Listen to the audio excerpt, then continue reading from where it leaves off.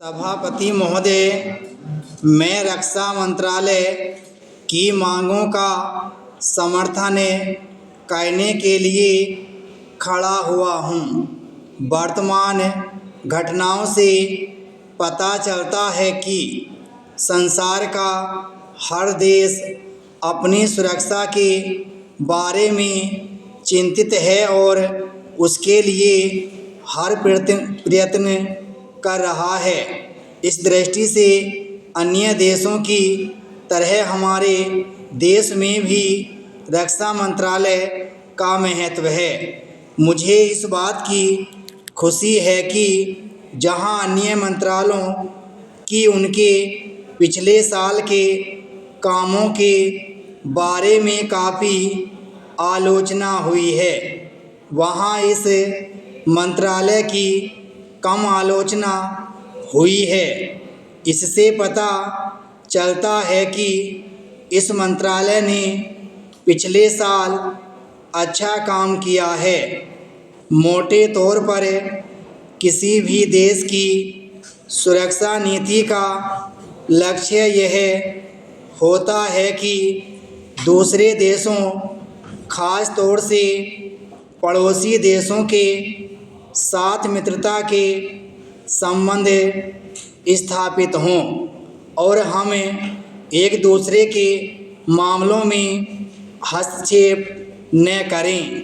लेकिन उसके साथ यह भी ज़रूरी होता है कि हम अपने देश की सीमाओं और अखंडता की रक्षा करें। इसलिए हमारे देश का यह कर्तव्य हो जाता है कि हम अपने पड़ोसियों के कार्यों पर पूरी नज़र रखें, क्योंकि आज तक हमारे देश पर जो संकट आए वे हमारे पड़ोसियों से आए हैं। 1965 में पाकिस्तान के साथ जो लड़ाई हुई और उसके बाद ताशकंद में जो समझौता हुआ, वह सिर्फ कागज़ पर ही रहा। पाकिस्तान ने उस पर कोई अमल नहीं किया।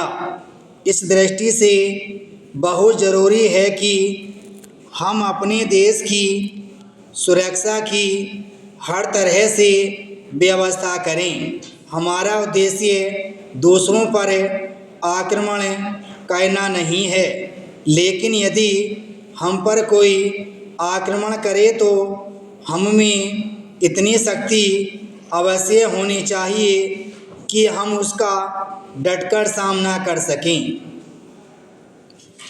आप जानते हैं कि पिछले दिनों पाकिस्तान को अमेरिका और चीन से काफ़ी मदद मिली है। रक्षा मंत्रालय की रिपोर्ट में भी कहा गया है कि पिछले साल अमेरिका ने पाकिस्तान को 1500 करोड़ रुपये की फौजी सहायता दी है। आज जहां हम फौजी सामान के लिए अपने कारखानों की मदद से अपनी शक्ति बढ़ाने का प्रयत्न कर रहे हैं, वहां पाकिस्तान संसार के देशों से फौजी सामान खरीद रहा है। अपनी नीति के कारण वह सब देशों से लाभ उठा रहा है। मेरा सुझाव है कि हमको भी अपनी शक्ति बढ़ाने के लिए संसार के अन्य देशों से अधिक फौजी सामान खरीदना चाहिए।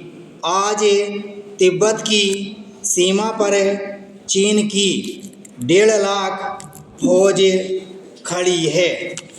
जहां तक राज्य सरकारों का संबंध है, बहुत सी राज्य सरकारें अभी तक इस कार्य में असावधानी से काम ले रही हैं और इस कार्य को उपेक्षा की दृष्टि से देखती हैं। विराम स्टॉप।